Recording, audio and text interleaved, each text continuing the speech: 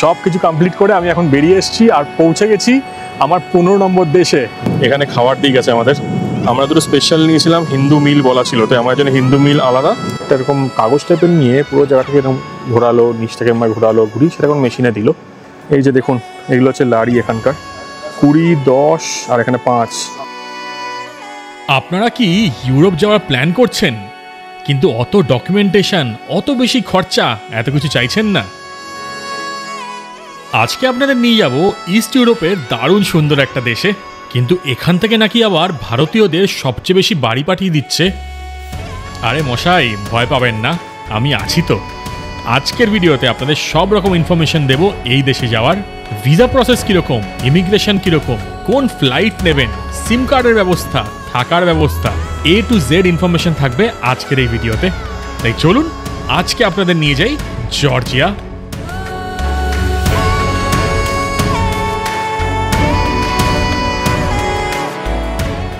আগের এপিসোডে আপনাদের দেখিয়েছিলাম আজারবাইজানের সে বিখ্যাত ইয়ানার দাগ অথবা দ্য বার্নিং মাউন্টেন, আর তারপর চলে গেছিলাম সেখানকার বিখ্যাত হিন্দু মন্দিরে।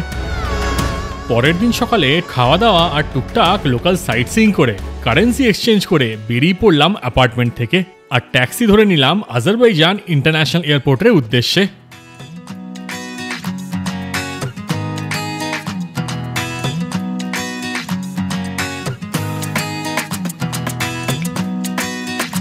আমরা এখন তাহলে নতুন দেশের উদ্দেশ্যে যাত্রা শুরু করে দিয়েছি। আমাদের এখান থেকে ফ্লাইট আছে হচ্ছে দুপুর 3:40, আর মোটামুটি 1 ঘন্টা 10 মিনিট, 1 ঘন্টা 20 মিনিটের ফ্লাইট। এবার আপনারা বলুন তো আজকে যাচ্ছি কোথায়? আজকে যাচ্ছি আমার 15 নম্বর দেশে, যেটা হচ্ছে জর্জিয়া। যখনই প্ল্যানটা করেছিলাম, একদম শেষ মুহূর্তে প্ল্যান করেছিলাম, তো তখন কিন্তু ভেবেছিলাম যে আজারবাইজানের জন্য আরও কম দিন রাখবো, মানে 3টে ফুল দিন না রেখে 2টো ফুল দিন রেখে বেরিয়ে যাবো। অনেকেই সবাই রিভিউ দিচ্ছিল যে আজারবাইজানে কিছু দেখার নেই, কিছু নেই, কিন্তু পরে আসার পর যা বুঝলাম এখানে অনেক কিছুই দেখার আছে। ইনফ্যাক্ট শহরটাই কিন্তু ঘুরতে ঘুরতে মোটামুটি 3 থেকে 4 দিন লেগেই যাবে। আর এবার যাওয়া যাক নেক্সট দুর্দান্ত দেশে। এটা তো একটা এশিয়ান ইউরোপিয়ান কালচারের মিক্স, আর্কিটেকচারের মিক্স, ওটা কিন্তু আরও ইউরোপিয়ান স্টাইল থাকবে। দারুণ দারুণ সুন্দর জায়গা আপনি আশা করছি দেখাতে পারবো। আর এখান থেকে যে ক্যাবটা আমি বুক করেছি, এটা আমি বুক করে নিয়েছিলাম আগে থেকেই, সেটা হচ্ছে বাকু হেরিটেজ ট্যুরস থেকে। তো এখানকার যা ট্যুর ছিল, যা ক্যাব ছিল, মানে airport pick up and drop, সব কিছু আমি ওদের থেকে বুক করেছি। ওদের নাম্বারটা আমি তলায় দিয়ে দেবো। আর আমার আজকের ফ্লাইট হচ্ছে আজাল, মানে হচ্ছে আজারবাইজান এয়ারলাইন্সের ফ্লাইট, যেটা খরচা পড়েছে মোটামুটি 6000 সামথিং।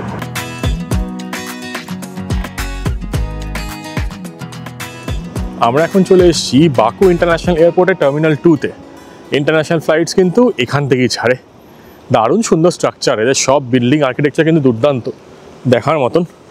দেখিয়ে দিল ট্রলি কোথায় আছে। আরাবা হচ্ছে ট্রলি, এদের ট্রলিটা নিয়ে যাই, জিনিসপত্রগুলো লোড করি। খুব সুন্দর প্রসেস, কোনো অসুবিধার কিছু নেই। ট্যাক্সি এখানে দিয়ে গেল, এবার আরাবা নিতে হবে। চলে এসেছি আরাবা নিয়ে। আরাবা কেমন লাগলো বলো এই জায়গাটা? আজারবাইজান খুব ভালো লেগেছে। আর 1-2 দিন বাড়লে ভালো হতো। ঠিক আছে, চলো ভেতর ঢোকা যাক এবার। হ্যাঁ ঠিকই। আমরা এখন সিকিউরিটি করিয়ে ঢুকে গেছি। ফার্স্ট লেভেল অফ সিকিউরিটি হয়ে আছে যখন গেট দিয়ে পাস করবো তখনই। তো এখানে এখন বসে আছি, বসে একটু খাওয়া দাওয়া সেরে নেবো। সেরে নেওয়ার পর করবো চেক ইন করার পর আমাদের ইমিগ্রেশন হবে, তারপর ফ্লাইটের দিকে যাব। আজকের হচ্ছে আমাদের ফ্লাইট আজাল, যেটা হচ্ছে আজারবাইজান এয়ারলাইন্সের। এখান থেকে ছাড়বে যেটা 3:40, আর জর্জিয়া তিবিলিসি পৌঁছাবে হচ্ছে 4:50। 1 ঘন্টা 10 মিনিট, 1 ঘন্টা 15 মিনিটের ফ্লাইট, খুব কমই ডিস্টেন্স। খরচা পড়ে যায় 6000 সামথিং। এক্স্যাক্ট অ্যামাউন্ট আমি তলায় দিয়ে দিচ্ছি। আর আজারবাইজান AZN মান্নাতে কিন্তু পে করতে হয়েছে, তো আমি অনলাইন পে করেছি। এটা ওদের সাইট থেকে, ডিরেক্ট সাইট থেকে বুক করেছি। আর পেমেন্টটা কিন্তু ফরেক্স কার্ড দিয়ে করেছি।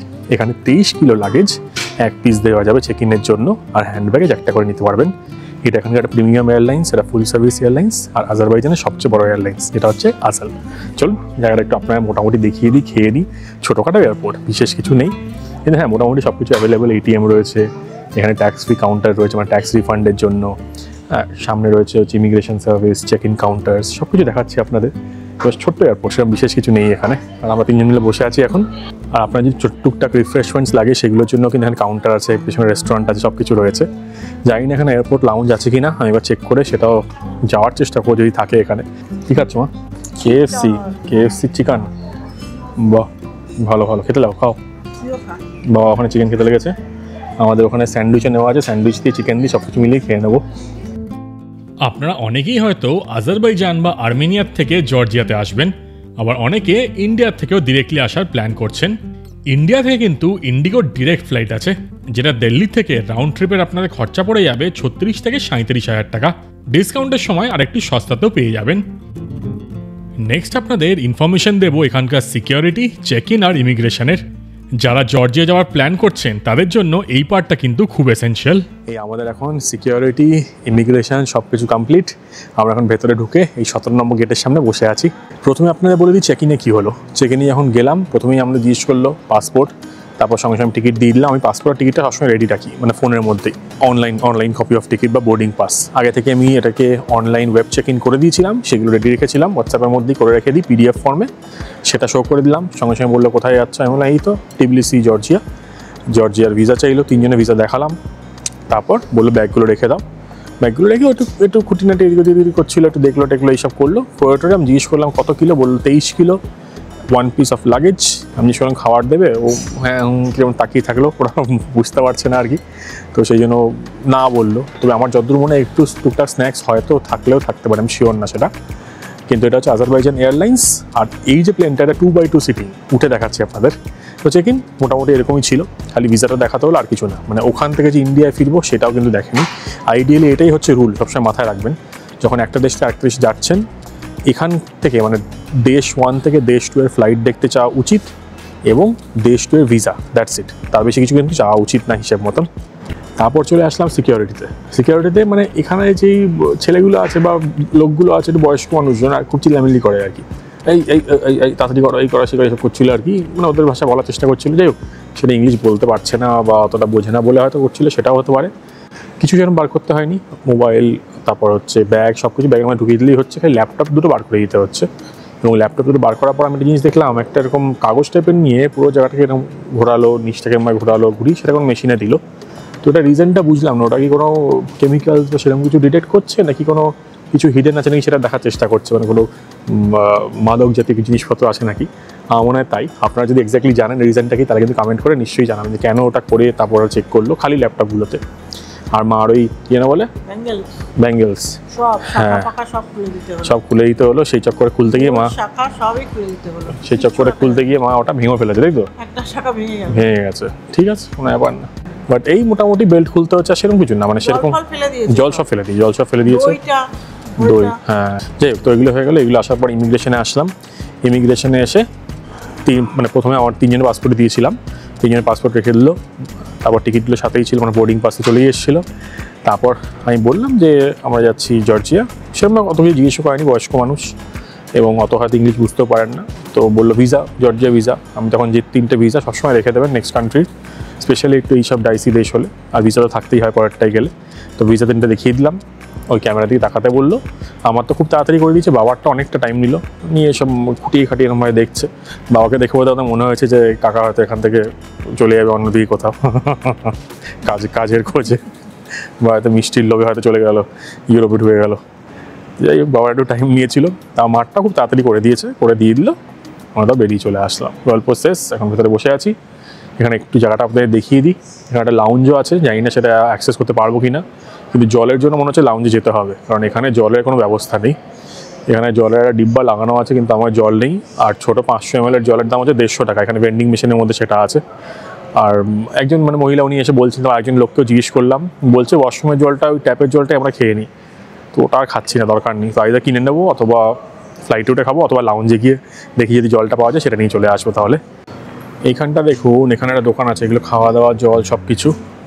ওই দিকে স্ট্রেট হচ্ছে আমাদের 17 নম্বর বোর্ডিং গেট, ওখানে একটা ভেন্ডিং মেশিনও আছে। ওখান থেকে কিন্তু 150 টাকার 500 ml জল পাওয়া যাচ্ছে। ওইখানে রয়েছে একটা ভেন্ডিং মেশিন, মানে জল আর কি, জলের ফিল্টার, বেশি কাজ করছে না। এদিকে আমরা আমাদের ভারতের এয়ারপোর্টের গাড়ি দিই, এখানে দেখুন জল খাওয়ার ব্যবস্থা নেই। এদিকে রয়েছে মা, আর ওদিকে রয়েছে লাউঞ্জের দিকে যাই একবার দেখি।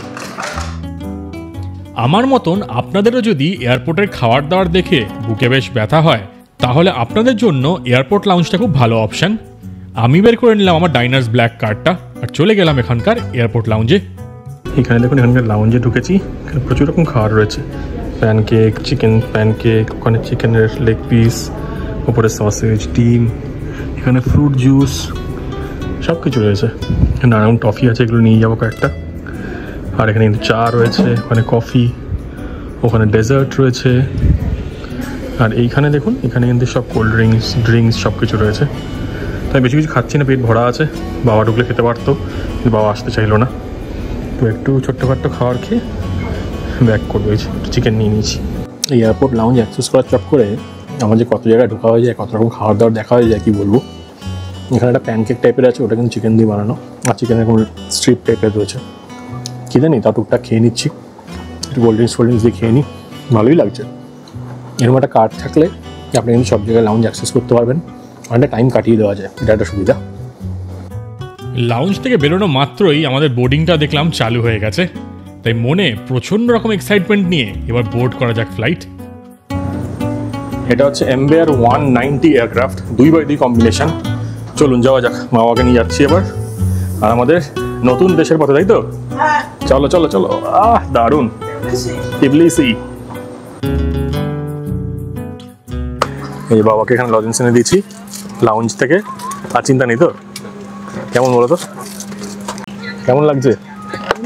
ভালো। আমাদের এটা যদি 2x2, দেখুন এখানে একটা, এখানে একটা, আবার পাশেও কিন্তু বাবা যে বসছে, ওখানে একটা, ওখানে একটা। তো এটা হচ্ছে এমব্রায়ার 190।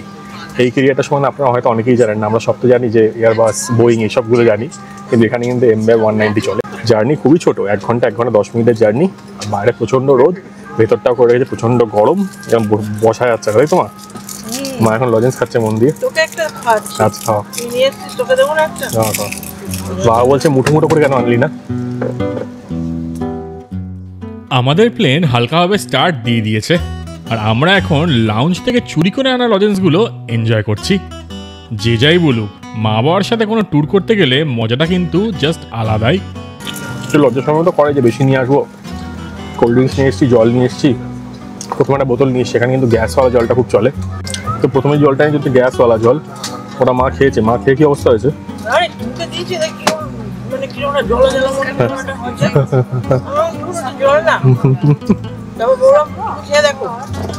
এটা উইথ গ্যাস জল, নন গ্যাসওয়ালা এনেছি একটা, ওটা খেয়ে দেখো। মায়ের দাবি আর শেষ নেই, কমলা লেবু, আপেল, হ্যান ত্যান ব্যাং দাবি করে যাচ্ছে।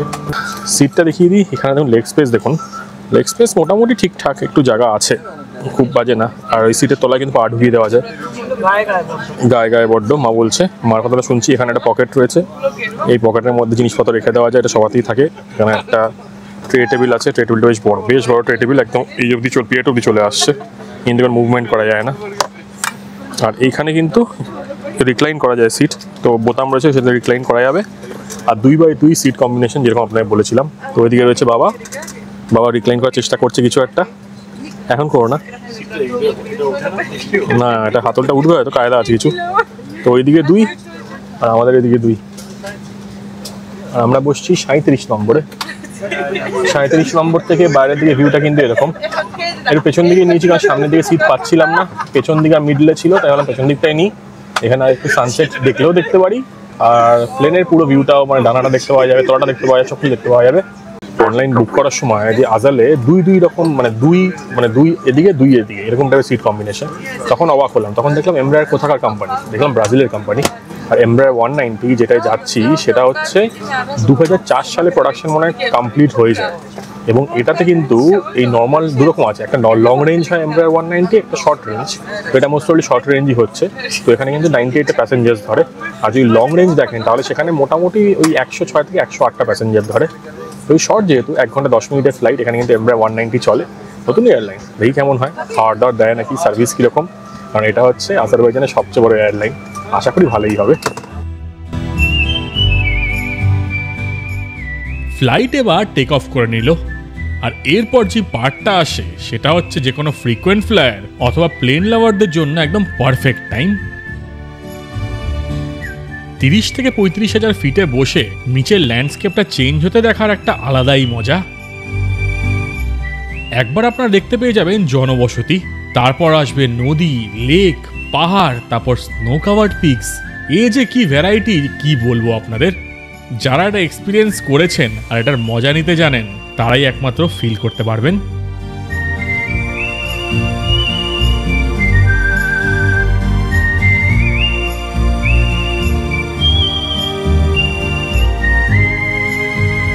এই দেখুন এখানে খাবার দিয়ে গেছে আমাদের। আমরা দুটো স্পেশাল নিয়েছিলাম, হিন্দু মিল বলা ছিল, তো আমার জন্য হিন্দু মিল আলাদা, মানে এটাও চিকেন দিয়ে, কিন্তু এটা হচ্ছে এখানকার নর্মাল যে ডোনার হয় না, ওটাও চিকেন রয়েছে, বাবাকে এমনিতে দিয়ে গেছে। মানে আপনারা যদি স্পেশাল কিছু না বলেন তাহলে এটা দেবে। খেয়ে দিই কেমন ব্যাপারটা।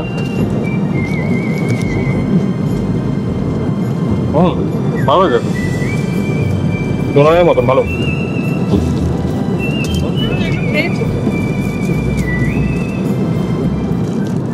এমনি খাবারগুলো তো আছে, তার সাথে টিস্যু দিয়েছে একটা, আর একটা এই পাইনাপেল জুস দিয়েছে 200 ml। ভালো বেশ, এইটুকু প্লেটের জন্য এরা এখানে খাবার দিচ্ছে, এটা বেশ ভালো। সুন্দরভাবে খাবারটা খেয়ে নিই, খেয়ে নিয়ে পাহাড় দেখতে দেখতে এগোই টিবিসি দিয়ে। আপনারা এই অপূর্ব সুন্দর ককেশাস মাউন্টেন রেঞ্জটা এনজয় করতে থাকুন, আর তার মাঝে আমি আপনাদের বলে দিই জর্জিয়ার ভিসা কি করে অ্যাপ্লাই করবেন।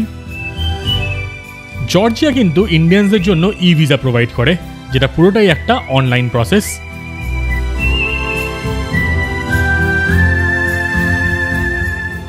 অনলাইন ভিসা অ্যাপ্রুভ হয়ে চলে আসলেও জর্জিয়ার ইমিগ্রেশনকে কিন্তু one of the toughest immigration বলা হয়, স্পেশালি ফর ইন্ডিয়ানস।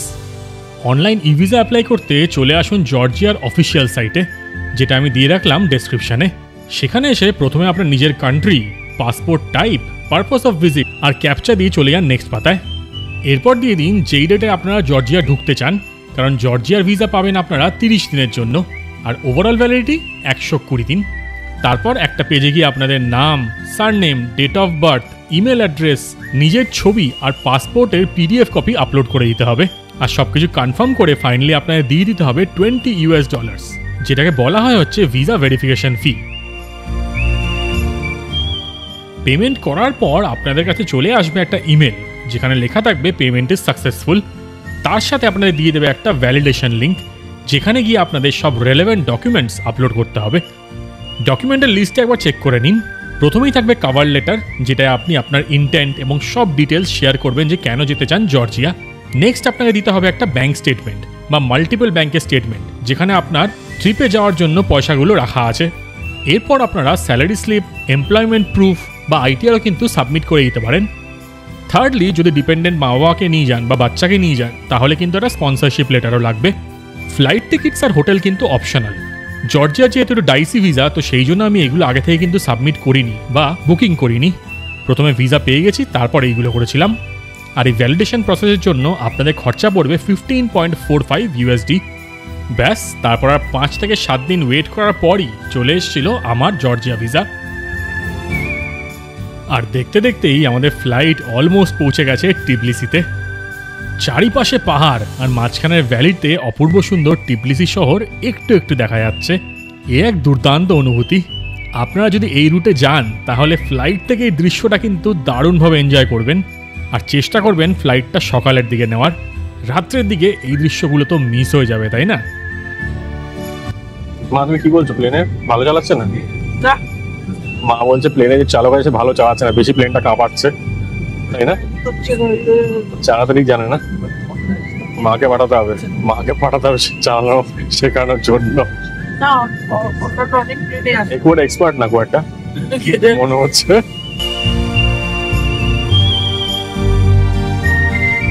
এর নিচে গোল গোল এগুলো কি দেখতে পাচ্ছেন? দেখুন, সবুজ গোল, ব্রাউন গোল। এই গোলগুলো কি বলুন তো দেখে? আপনারা কি জানেন এই গোলগুলো কি? প্লেন থেকে দেখতে পাওয়া যাচ্ছে, দারুণ দারুণ স্ট্রাকচার।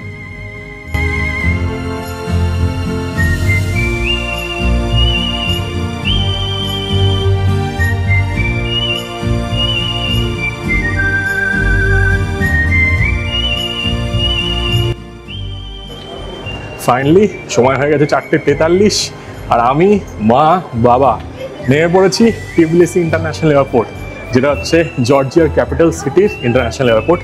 আমার জন্য এটা 15 নম্বর দেশ, মা বাবার জন্য 4 নম্বর দেশ। এখন এন্ট্রি হয়নি যেহেতু আর কিছু বলবো না। যাই, প্রথমে ইমিগ্রেশন, সিকিউরিটি সব কিছু ক্লিয়ার করে তারপর আবার কথা বলছি আপনাদের সাথে। আর এখন কিন্তু আমি ঢুকে পড়েছি আমার 15 নম্বর দেশে। ইমিগ্রেশন কমপ্লিট, একদম সুন্দরভাবে এয়ারপোর্টে বাইরে এখন চলে এসেছি। এবার গাড়ি বুক করে যাব হচ্ছে আমার হোটেলের দিকে। দারুণ সুন্দর এক্সপিরিয়েন্স, এত স্মুথ ইমিগ্রেশন প্রসেস। গাড়িটা বুক করে গাড়িতে উঠে যাই, কারণ বাবা বেশিক্ষণ দাঁড়াতে পারবে না, আর এখানে বসার জায়গা নেই। আমরা এখন ইমিগ্রেশন কমপ্লিট করে এয়ারপোর্টের বাইরের এরিয়াটায় চলে এসেছি। আর জর্জিয়ার লোকাল কারেন্সি হচ্ছে জর্জিয়ান লারি। মোটামুটি 31 ইন্ডিয়ান রুপিস হচ্ছে এক জর্জিয়ান লারি, এটা কিন্তু মাথায় রাখবেন। এইখানে দেখে নিন, এখানে কিন্তু সব মানি এক্সচেঞ্জ আছে। করতে বেরোনোর পরে মানি এক্সচেঞ্জ রয়েছে। এখানে বাই হচ্ছে ওই 2.47 এরকম একটা রেট আছে, আর সেল হচ্ছে 2.78। তো মোটামুটি রেট ভালো। এখানে দেখুন সব জায়গায় দেখে নিচ্ছি আমি। এখানে সামনে একটা মানি এক্সচেঞ্জ আছে, এখানে কিন্তু রেট রয়েছে 2.47। এইদিকে দেখুন, একবার চেক করে দিচ্ছি আপনাদের। এখানকার রেটটা কিন্তু ভালো। এই যে 100 ASO 100 এক্সচেঞ্জ, এটা রেটটা কিন্তু ভালো আছে। কিন্তু এই 100টা আমি দেখতে পেলাম 100 আর লাস্টে যেটা আছে ইন্টেলি এক্সপ্রেস, এদের সবচেয়ে ভালো রেট দিচ্ছে এখানে। আর এখানে গাড়ি বুক করার জন্য সেটাও ব্যবস্থা আছে। ইউরোপ কার যদি আপনি আগে থেকে বুক করে রাখেন। এদিকে রয়েছে ট্যুরিস্ট ইনফরমেশন সেন্টার, যেটার মধ্যে কেউ নেই, তাই আপনি এখানে জানি না কতটা ইনফরমেশন পাবেন। ওদিকে হচ্ছে সব গাড়ি বুকিংয়ের জন্য। চট করে একবার আপনাকে দেখিয়ে দিই। এইখানে দেখুন সব রেন্টিং, কার রেন্টালের জন্য। প্রচুর লোকজন যদি জর্জিয়া ঘোরে এই কার রেন্ট করি। এখানে রয়েছে ফ্রি সিম বলছে, কিন্তু এখানে কিন্তু প্যাক ভরতে হবে। এদিকে রয়েছে অ্যাভিস, যেটা বড় একটা গাড়ির কোম্পানি, তাদের গাড়ির রেন্টালের জন্য ব্যবস্থা। এখানে বাজেট রয়েছে, আলেমো রয়েছে, সব রয়েছে কিন্তু সব এগুলো রেন্টের জন্য। ওখানে হার্টস, আমি জানি হার্টসটা খুব কমন, এবং হার্টস কিন্তু ইউরোপে খুব চলে। তো আপনারা কিন্তু এখান থেকে নিতে চাইলে নিতে পারেন। এখানে দেখুন, এখানে সব ইন্টারনেট প্যাকগুলো দিয়ে দিয়েছে। সিম কার্ড ইজ ফ্রি বলছে, কিন্তু তারপর এই প্যাকগুলো রয়েছে। এই 30 দিনের জন্য আনলিমিটেড বলছে 60 করে জর্জিয়ান লারি। তো এখানে প্যাকগুলো দেখে নিন, 30 দিনের জন্য এখানেও 60 করে। এগুলো সব কিন্তু আনলিমিটেড ইন্টারনেট। 15 দিন রয়েছে, এখানে আরও 15 দিন আনলিমিটেড 49।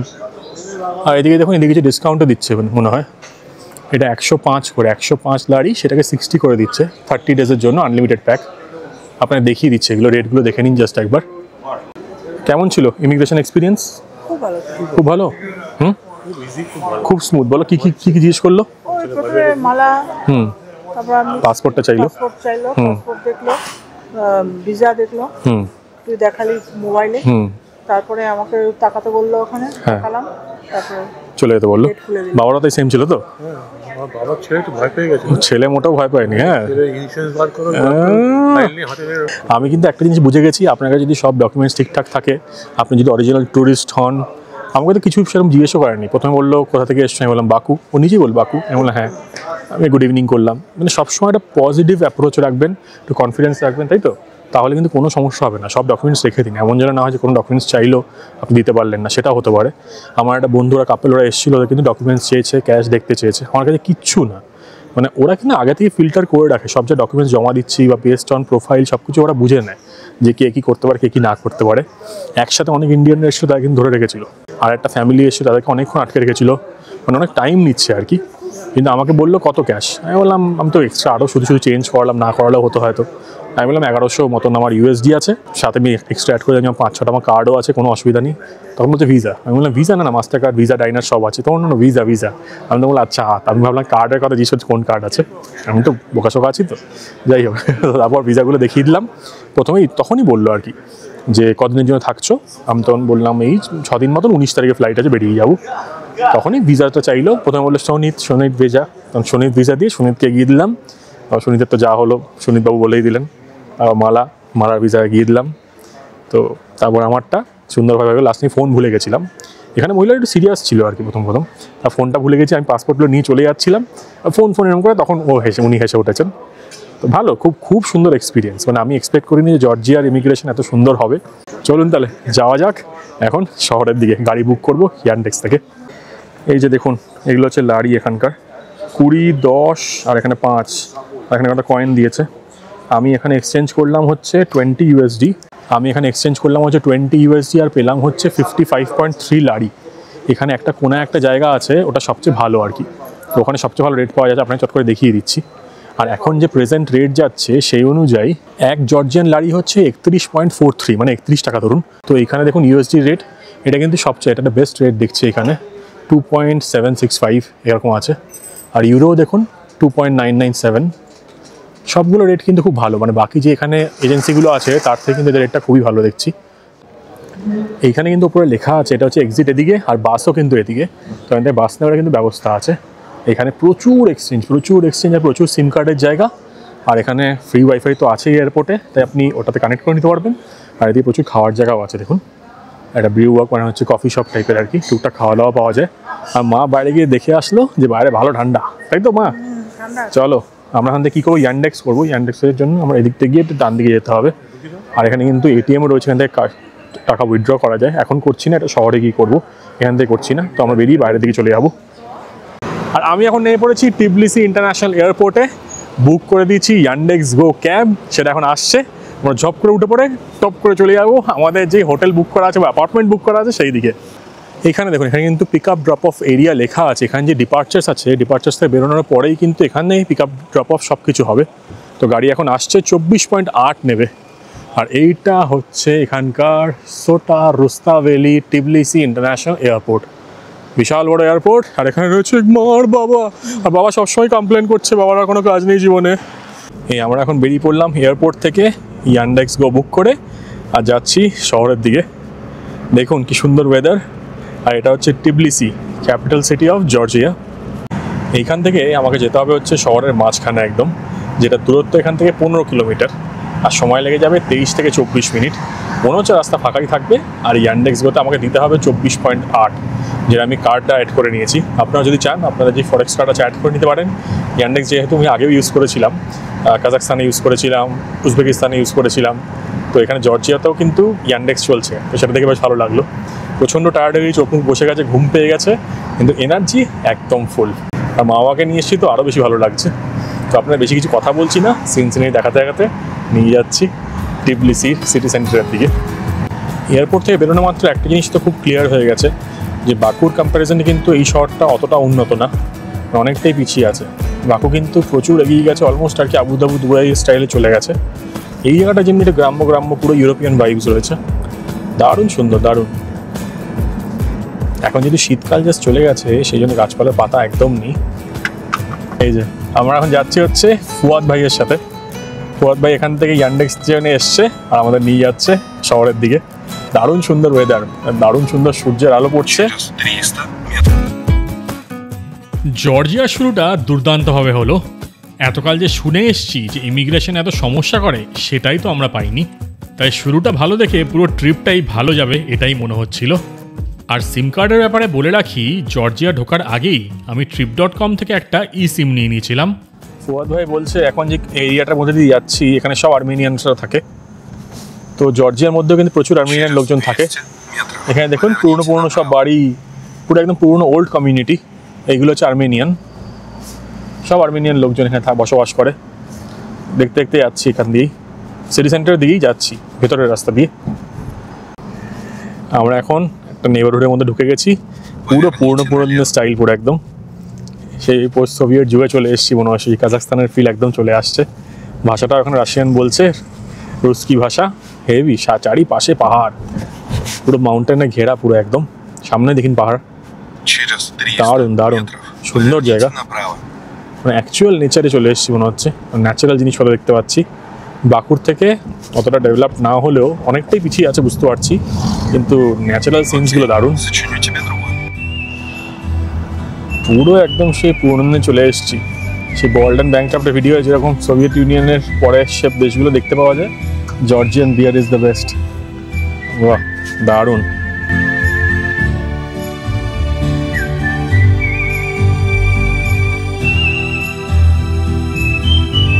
ঠান্ডা ঠান্ডা একটু লাগছে এবার, হালকা হালকা। রোদটা চলে যাচ্ছে তো এবার ঠান্ডা পড়বে। এটাই হলো দুর্দান্ত সুন্দর টিবলিসি শহরের ওল্ড টাউন। আর আমি এখানে Booking.com থেকে একটা দারুণ সুন্দর অ্যাপার্টমেন্ট অলরেডি বুক করে রেখেছিলাম। আমি এখন পৌঁছে গেছি জর্জিয়া টিবলিসি শহরের সিটি সেন্টারে। আমাদের যে অ্যাপার্টমেন্টটা বুক করা ছিল সেই অ্যাপার্টমেন্টটায় Booking.com দিয়ে বুক করেছি।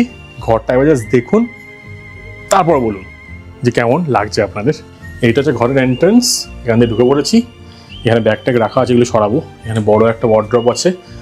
এই পোস্ট সোভিয়েট কান্ট্রিজগুলোতে জিনিসটা আছে, এখানে সব ঢোকা মাত্রই এই কোট ফোট সব কিছু রাখার জন্য। এই দিকে তাকালেই হচ্ছে কিচেন প্রথমে চলে আসছে। এখানে রয়েছে দারুণ সুন্দর ফুল কিচেন। এখানে কিন্তু একটা চেয়ার টেবিল রয়েছে, বসার জায়গা, ডাইনিং এরিয়া রয়েছে। এখানে রয়েছে ফ্রিজ, আর এই পুরো জায়গাটা হচ্ছে লিভিং এরিয়া। দেখুন একবার কি সুন্দর, দারুণ না? এই দিকে রয়েছে প্রথম বেডরুম। এইখানে এটা হচ্ছে ফার্স্ট বেডরুম। দেখুন ওদিকে টেবিল ল্যাম্প রয়েছে, কি সুন্দর সাজানো গোছানো, একদম নতুন বাড়ি। মানে বাড়িটা হলো পুরোনো কিন্তু নতুনভাবে রেনোভেট করেছে এরা ভাড়াটা দেওয়ার জন্য। ওদিকে ওয়ার্ড্রোব, বসার জায়গা, আয়না, টিভি, TCL এর টিভি। আর এই দিকে রয়েছে একটা ছোট্ট বারান্দা, ছোট্ট কিউটসা বারান্দা, যেটা আপনাদের দেখাই। কারণ এখান দিয়ে দেখতে পাওয়া যায় হচ্ছে এই পুরনো ওল্ড টিবলিসি শহর। কি দারুণ না? এইদিকে হচ্ছে ওয়াশরুম। ওয়াশরুম দেখুন, বিরাট বড় ওয়াশরুম, পুরো সোভিয়েত স্টাইল। ওদিকে বাথটাব রয়েছে, এই দেখুন, আরে বাবা গো।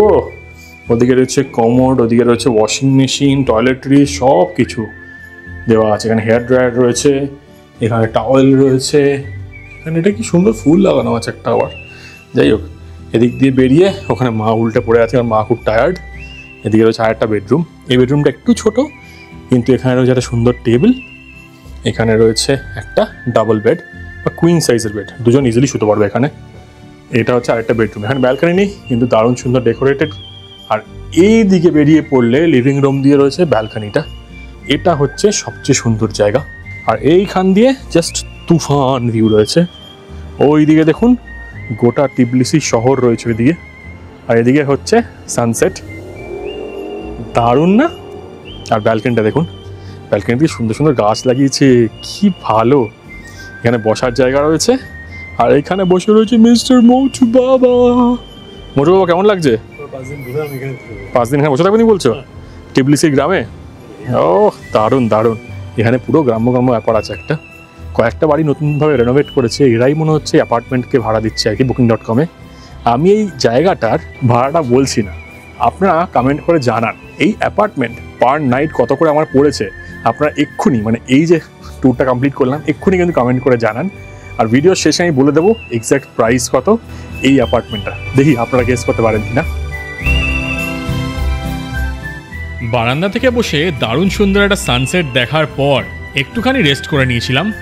তারপর আবার যখন ব্যালকনিতে আসলাম, দেখলাম পুরো টিবলিসি শহর জ্বলে উঠেছে।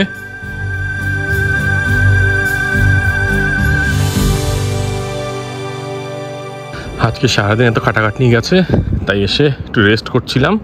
এখন 11টার সময় বেরিয়েছি একটু খাবার দাবার খুঁজতে, একটু সুপার মার্কেট যাবো এইসবের জন্য। তো এই দেখুন একদম শান্ত শিষ্ট একটা গ্রাম, একটা টাউন, অলমোস্ট সব নিয়েই গেছে।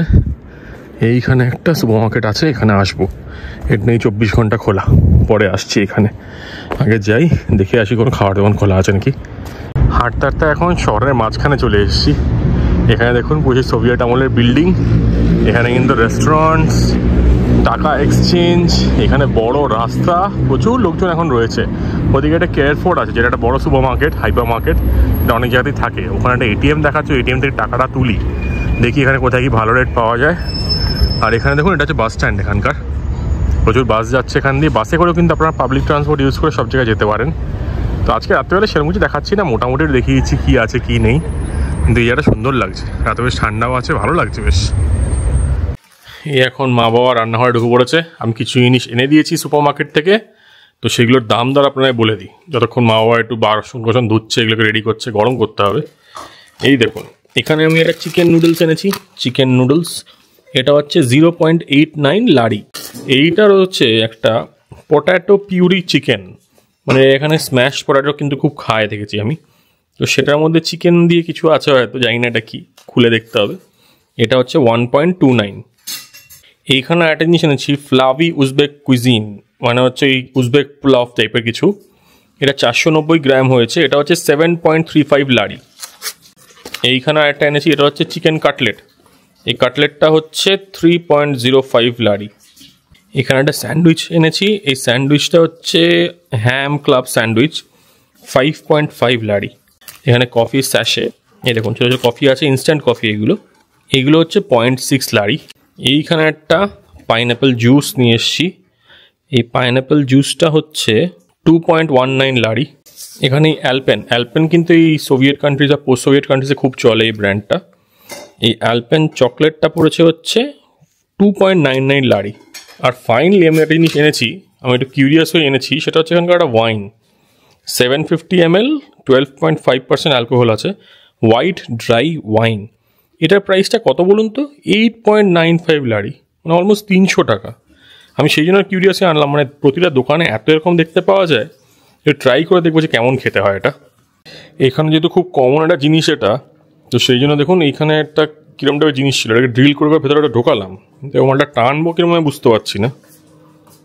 ঢুকে গেছে কিন্তু এটা টানলে বেরোচ্ছে না আবার, মানে খুব একটা কষ্ট। এটা একটু ইউটিউব ভিডিও দেখে ঘেঁটে ঘেঁটে বার করতে হবে যে এটা কীরমভাবে হয়। এদের এই ওপেনারগুলো সব বাড়িতেই থাকে, কারণ এখানে জর্জিয়া ওয়াইন মানে একটা নর্মাল জলের মতন আর কি। এই ফাইনালি খুলতে পেরেছি এটা। এটা পুরো একটা আর্টিস্টিক ব্যাপার স্যাপার। এটা কী করতে হচ্ছে, এখানে না ড্রিল করে ঢোকাতে হচ্ছে, তারপরে এই সাইডে যে দুটো লিভার টাইপের আছে না, এগুলো উঠে যাচ্ছে, দিয়ে এরকম যখন স্ট্রেট হয়ে যাচ্ছে, ধরুন লিভারটা এরকম হয়ে যাচ্ছে, যখন এটাকে চাপ দিতে হচ্ছে, তাহলে কি নিচের বোতলের এই জায়গাটা আটকে যাচ্ছে আর কর্কটা ওপর দিকে উঠে আসছে। তারপর আরেকটু ড্রিল করুন, তারপর আবার এই সেম জিনিস করুন, এরকম করে মালটা পুরোটা বেরিয়ে চলে আসছে। পুরো মানে আর্টিস্টিক ব্যাপার স্যাপার পুরো একদম। খেয়ে দেখি ওর কেমন কেমন খাচ্ছ মা? জয়িত্রীর গন্ধ আছে। এটা হচ্ছে উজবেক প্লাভ, এর সাথে কাটলেট, মানে একটুখানি বেশি। আর আমরা চায়ের কাপে আমরা ওয়াইন ঢেলছি ওখানে। কেমন বাবা? ঠিক আছে, মিষ্টি? ওই রকমই আর কি। খুব একটা সুবিধার লাগছে না বলো? বাবার জন্য অন্য কিছু আনতে হবে। আমি একটু খেয়ে দেখি, একটু মিষ্টি হবে। এর সঙ্গে একটু জল মেশাতে। সে অনেক বছর আগে সে একবার কি নিয়ে এসেছিল না, রেড ওয়াইন না কি একটা করতে থেকে, ওয়াইনের সাথে জল মেশায় না, যা পারছো বলছো। কিন্তু জল না মিশালে এটা খাওয়া যাবে না। না না ঠিকই আছে, এটা তো লাইট 12% অ্যালকোহল নাকি। যে খেয়ে নি এখন। ওদিকে রয়েছে আমাদের ক্লেব, কার্তোশকা ক্লেব, মানে হচ্ছে আলু, স্টাফড আলু পাউরুটির ভেতর। এটা হচ্ছে হ্যাম স্যান্ডউইচ, ভালোই লাগছে, খেয়ে নি টুকটুক করে সব কিছু। যদিও ড্রিঙ্কিং আমি কখনই প্রমোট করি না, তাও জর্জিয়ায় আসছি, এখানকার লোকাল ওয়াইন ট্রাই করবো না তা তো হতে পারে না। আর মোটামুটি একটা স্যাটিসফ্যাক্টরি ডিনার কমপ্লিট করে আজকের দিনটা আর আজকের ভিডিওটা এখানেই শেষ করছি। খুব তাড়াতাড়ি দেখা হবে আপনাদের সাথে নতুন অ্যাডভেঞ্চারে, নতুন ভিডিওতে। আর জর্জিয়া সিরিজটা দুর্দান্ত এক্সাইটিং হতে চলেছে, এইটুকু কথা দিচ্ছি আপনাদের। তাই স্টে টিউন টু ঘোষ বাবু অ্যাডভেঞ্চার্স।